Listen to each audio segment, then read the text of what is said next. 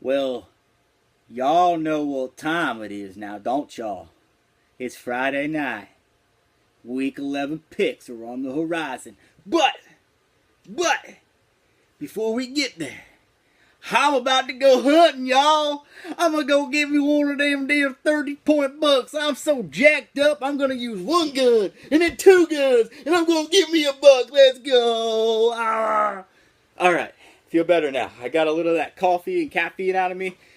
I'm gonna take this hat off. I'm gonna take my polarized redneck glasses off. I think they were like $5 at Walmart. And I'm gonna put this guy on because I feel a little bit more comfortable. And we'll get right down to these picks. Last week I was 8-2. Overall I was 63-30. Let's get right down into it here. South Carolina, Florida. Florida coming off an emotional loss, but they're coming home to the Swamp. Seniors Day at the Swamp. I think they come out with a little bit of emotion. They have a new quarterback, Austin Appleby. I don't think the offenses on either side of the ball really are going to do much. The defenses are too good. Maybe it's going to be like a 12-6 ball game. Really boring, but I take Florida with the emotional win at home against the South Carolina Gamecocks. Next game, Penn State, Indiana. Number one of the big three I have this week. I'm interested to see how Penn State plays coming off being in the top 10. This is the first time they've been in the top 10 in quite some time. Do they come out and do they play with a chip on their shoulder like they have in past weeks? Or do they come out and they play with a big chest, cocky, like they own this game and they should win this game? I think they come out and they play a pretty decent game. And sorry, I'm flipping through my notes here. But I think that they come out, they play a pretty good game. I think it comes down to third down conversions, this is an interesting stat. And I wrote it down just because I found it very interesting. If you actually look at games, from my opinion, you can pretty much tell how a game goes by looking at third down conversions. Penn State is last in the conference in third down conversions, whereas Indiana is like 8th in the conference in third down conversions. That'll be interesting to see how that plays into this game. But I think Saquon Barkley, Trace McSorley at quarterback, they get things going and they don't have to worry about it too much. I'm taking Penn State to win that game.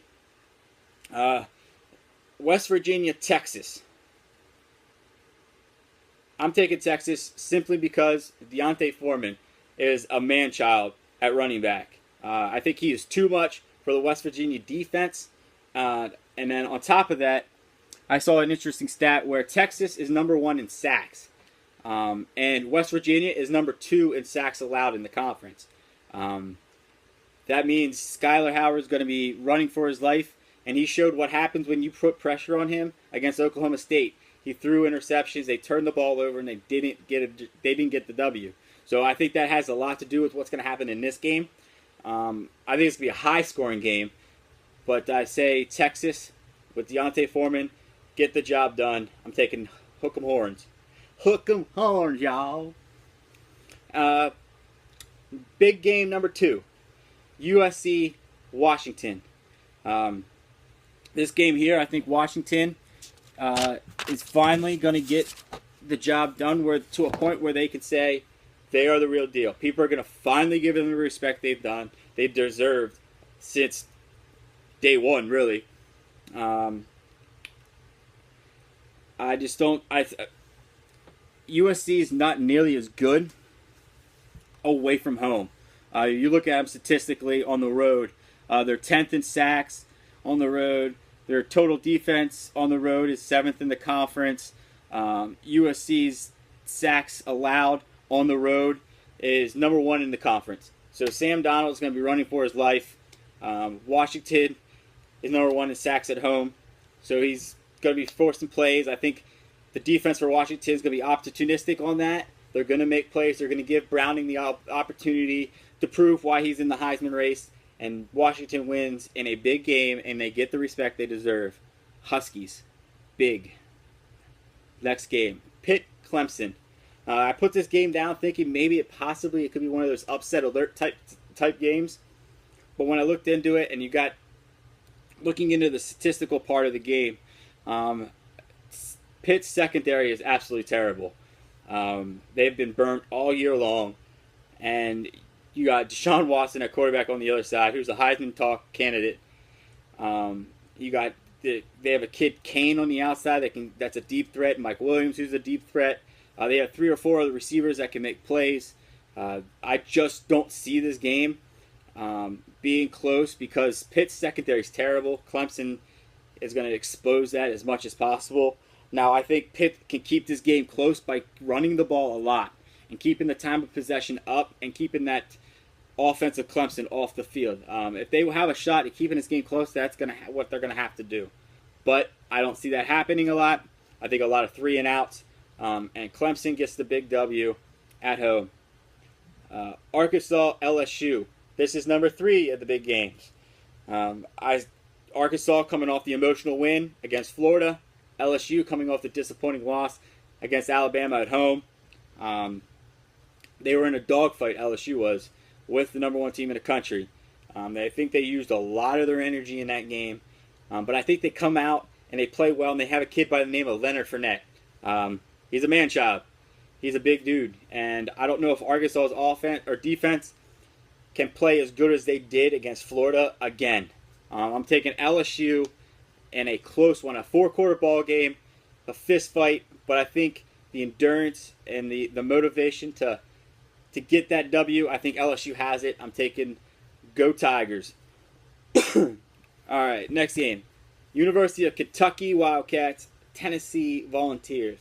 Really, the only reason I have this game in here is because if Kentucky beats Tennessee and Florida beats South Carolina, Florida's back in the driver's seat to go to the East, for the East to go to the SEC championship game. So, homer pick, I'm taking Kentucky Wildcats to beat Tennessee. No reason why other than the fact that I'm a Florida Gators fan and I can't stand the Volunteers. That's it. Great. I know that's a great pick. Thank me later. But next game, Georgia Tech, Virginia Tech. I think this game here is going to come down to how does Virginia Tech's defense can Virginia Tech's defense be disciplined enough to handle the triple option of Georgia Tech?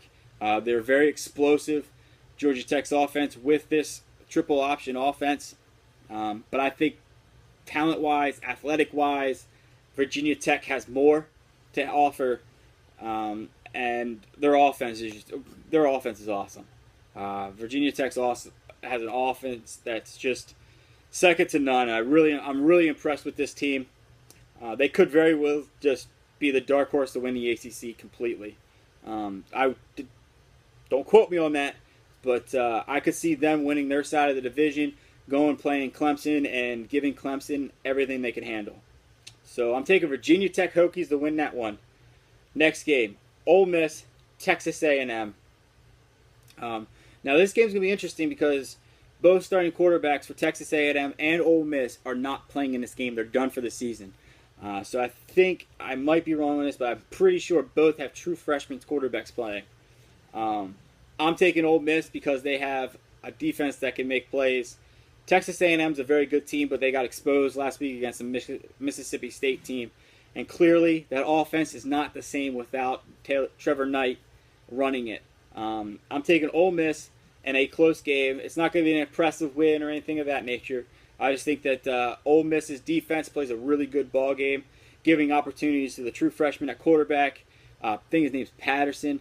I think they give him an opportunity to make plays. He has a great arm. He was the number 2 recruit in the country last year. He's finally getting his red shirt lifted, and they're going to play him. It should be an interesting game from that standpoint as well. Last game, Cal, Washington State. This game here is going to be a high-scoring game.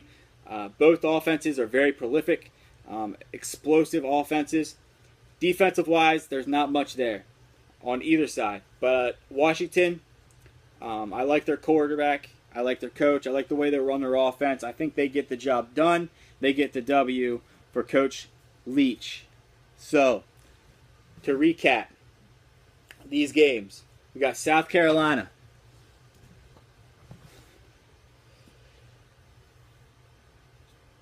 Penn State. Texas.